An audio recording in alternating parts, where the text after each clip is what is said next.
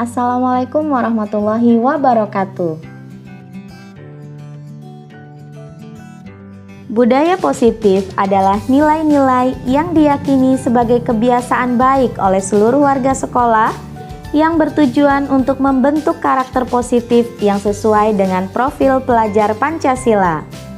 Dalam mewujudkan nilai-nilai ini, hal yang paling dibutuhkan adalah konsistensi. Langkah strategis yang perlu dilakukan untuk mewujudkan budaya positif di sekolah adalah: yang pertama, mengubah paradigma. Yang kedua, menerapkan disiplin positif. Yang ketiga, membuat keyakinan kelas. Yang keempat, memahami 5 posisi kontrol. Terakhir, menerapkan segitiga restitusi. Dalam menerapkan budaya positif di sekolah, seorang pendidik harus menuntun murid dengan sistem AMONG. Budaya positif akan menciptakan lingkungan yang aman dan nyaman, sehingga proses pembelajaran yang berpihak pada murid akan terlaksana. Untuk mewujudkan budaya positif di sekolah, tidak lepas dari nilai-nilai guru penggerak, yaitu mandiri, reflektif, kolaboratif, inovatif, dan berpihak pada murid. Nilai-nilai tersebut sangat berguna dalam memaksimalkan peran sebagai pelopor dalam menggerakkan komunitas sekolah yang berbudaya positif. Salah satu visi guru penggerak adalah terwujudnya murid yang beriman dan bertakwa serta memiliki akhlak yang mulia. Untuk mewujudkan visi tersebut, diperlukan nilai-nilai positif yang sudah menjadi kebiasaan dan konsisten dilaksanakan oleh seluruh warga sekolah di sekolah, sehingga menjadi budaya positif. Setelah pembelajaran modul 1.4, saya memahami bahwa perilaku murid didasari oleh 5 kebutuhan dasar. Disiplin positif harus ditegaskan dengan cara menumbuhkan motivasi intrinsik. Reward dan punishment tidak akan memberikan efek jangka panjang dalam menumbuhkan budaya positif. Dan guru harus mengambil posisi manajer dalam menangani perilaku murid dengan menerapkan segitiga restitusi.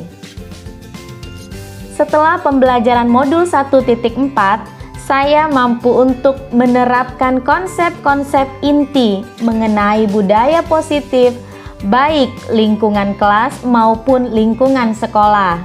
Misalnya, menghadapi perilaku membolos, terlambat, menghindari pelajaran, dan lain-lain. Dalam menangani kasus-kasus tersebut, saya menggunakan tahapan segitiga restitusi dengan posisi saya sebagai manajer. Saya berusaha menciptakan suasana yang nyaman sehingga murid bisa terbuka dan tidak merasa takut. Setelah menerapkan budaya positif dalam menangani perilaku murid, saya merasa bahwa saya lebih bijaksana. Saya belajar bagaimana membimbing murid agar mereka memiliki disiplin positif, sehingga ketika berbuat kesalahan, mereka sudah mempunyai nilai-nilai keyakinan yang membuat mereka menyadari kesalahan sendiri serta mencari solusi untuk memperbaikinya. Saya tidak perlu untuk marah-marah dan memaksa murid untuk mematuhi peraturan. Sebelum mempelajari modul 1.4 ini, ketika berinteraksi dengan murid berdasarkan 5 posisi kontrol, saya berada di posisi sebagai pemberi hukuman dan pembuat rasa bersalah. Saya seringkali stres dan emosi ketika menghadapi murid yang melanggar peraturan.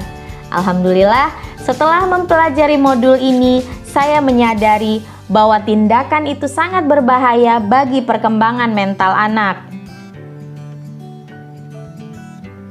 Sebelum mempelajari modul 1.4, saya belum pernah menerapkan segitiga restitusi. Biasanya, ketika saya sudah berhasil meminta murid untuk mengakui kesalahannya, saya akan meminta murid untuk meminta maaf dan memberi mereka sanksi.